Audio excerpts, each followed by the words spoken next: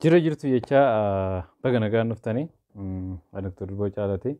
Har'a gaa keessa kiyyatu waan tokko haasa'i jedhee na ajaje keessuma kiyyatu na ajaje saniifan waan wayii dubbachuu dhufe. Innis waa'ee gurbaa kanaati. Gurbaa amma ragadaa ture kana. Egaa gurbaan kun I think ni beektudhee yaada. Dr. Nahom Gurum jedhama. Hospitaala Phaawulositti akkuma waliigalaa fi barsiisadha. Baay'ee dhiifama ani mucaan kun quxisuu kiyya waan ta'eefan gurbaadhaani isin gurbaan jedhinaani Dr. Nahom Dr. jedhaani quxisuu akkuma ta'etti yaamu saniifanidha. Egaa mucaan kun akkuma tarii namni baay'een keessan ni beektu ta'a. Karaa Feesbuukii karaa TikTok illee ni beektu jedheen yaada. Waa'ee mucaa kanaa yeroo tokko tokko karaa sooshaal miidiyaa nama muraasni yoo waan tokko tokko jedhan nan dhagaa. Innis maalidha? Hakima ta'ee akkamitti akkas sirba danda'a? Hakima ta'ee akkamitti qoosaa danda'a? Hakima ta'ee akkamitti akkas taphataa? Hakima ta'ee waan jedhu kanatu deddeebi'ee nan argaa anillee.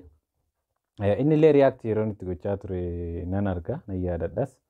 Sanumaafin waan tokko tokko akka nama beeku tokkotti waan tokko isinitti himuu dhufe. Mucaan kun gaa baay'ee akka carraa ta'e naannoo tokkotti dhalanne juunarii kiyya waggaa tokko nan isa dursa. From the beginning haalli jireenya mucaa duraanumatti barumsa dabarse xiqqoo Giroozliyaa akka argaa turrettu kan nama baay'eetirraa adda.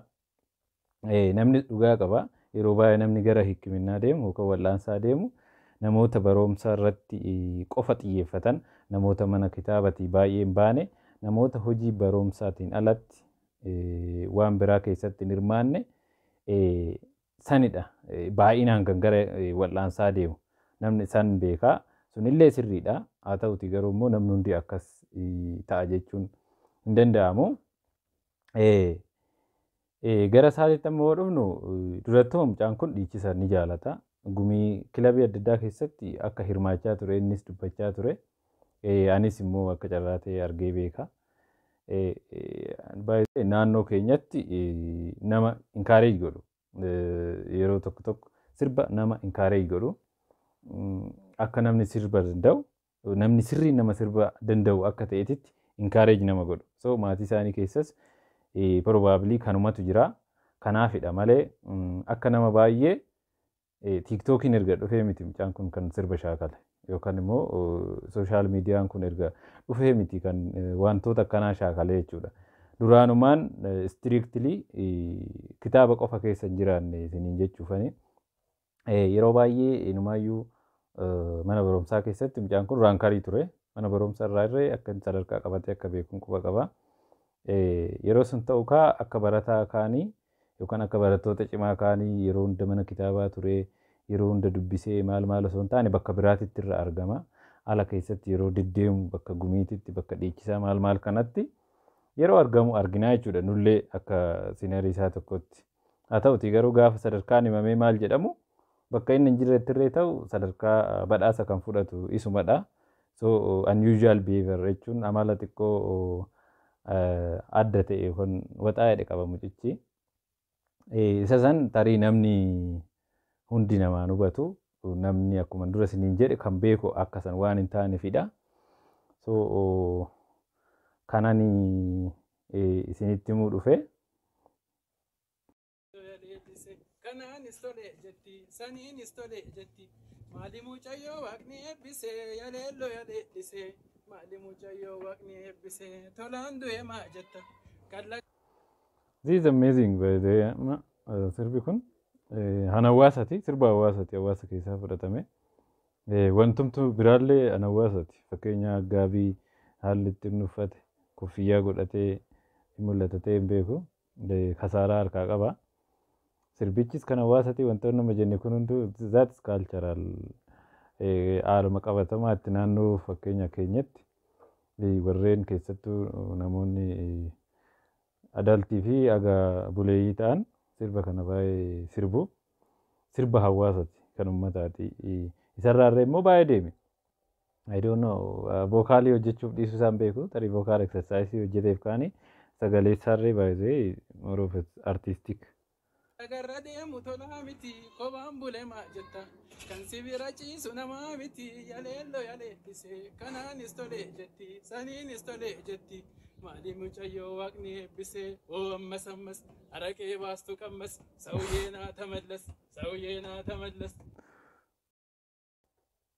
Jalqabaa irratti waa'ee qoricha poosfiilii jedhamu haasofnee ture. Baay'een keessan ilaaltaniittu kutaa lammataa akkasii. Kun egaa akkuma agartan tarii argitan ta'uu danda'a yeroo karaa tiiktookii isaatiin waa'ee miidhaa poosfiilii barsiisudha. Even the way it is confidentidha. Sagaleen isaa hin dhaga'amaa qulqullina qaba. Scientific background waan haasa'u kunis waan scientific ta'edha. Dhiyeessuus na gaafatanii turtan. Ammas fooloo na godhaa kutaawwan viidiyoowwan biraas akkasii dhiyeessuuf fooloo na godhaa isin jenna. Poosfiiliin miidhaan inni fidu maalidha? Inni jalqabaa poosfiiliin marsaa laguu jeequu danda'a. Namoonni baay'een poosfiilii fayyadamanii marsaan laguu isaanii jalqaba irratti dhufuu danda'a yookiin booddeetti hafuu danda'a. Akkasumas poosfiiliin keessoo gadaamessaa irratti rakkina garaagaraa uuma. Namni akka dhalan godhanni gochuullee danda'a yeroo dheeraaf warra fayyadaman. Inni sadaffaa. Kanaaf tarii warri hin beekne karaa tiiktookii isaa dhaqxanii Dr. Naam Giruum jedha tiiktookiin isaa. Isaan fooloo gootanii barumsa inni karaa tiiktookiitiin irree dabarsu fooloo gochuu dandeettu jechuudha. Poosfiiliin dhukkuboota walqunnamtii saalaan daddarban irraa nama ittisuu hin danda'u. Inumaa nama saaxila. Namoonni kunneen kondomii waan hin fayyadamneef miidhaa kanaaf qaqqabuu danda'u.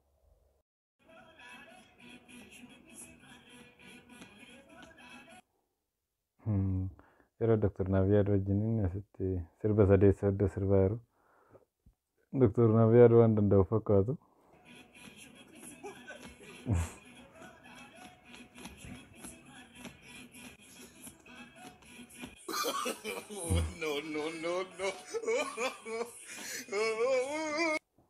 Baay'ee bareeda baay'ee bareeda nama bohaarsallee. Egaa anis kanuma isinitti himu dhufe turtiin keenya asuma irratti goolamna turtii Dr. Naahom wajjiniin taasisne. So I think waan tokko waa'ee mucaa kana hubattan jedhee yaada tarii warri hin beekne namni beeku muraasa namni baay'een sooshaal miidiyaa irratti waan beekuuf tarii duratti isaa waan hin beekneef waan seenaa duraanii kana baay'ee beekuu dhiisuu danda'u. I think ammaan achi namoonni viidiyoo kana ilaaltan ilaalcha akka dura jedhee san hin qabaattaniif jedheen yaada. Mucaan nama kwaalitii gaarii qabu kallattii hundaanuu nama kwaalitii gaarii fi namni kamiyyuu akka qabaatuuf hawwu qaba. So namni kamiyyuu kan irraa baruu danda'u exemplary person mucaan kun kwaalitii waan dura jedhe san namni kamuu qabaachuu barbaadu fi tarii irraa baruullee danda'u waan ta'eef haala saniin yaa hubatamu waa'ee mucaa kana jechuufanii fayyaataa YouTube chaanaalii keenya faaraa taatan YouTube chaanaalii teenya sabiskiraayib gochuudhaan maatii ta'uu hin dagatina. Nagaan tura.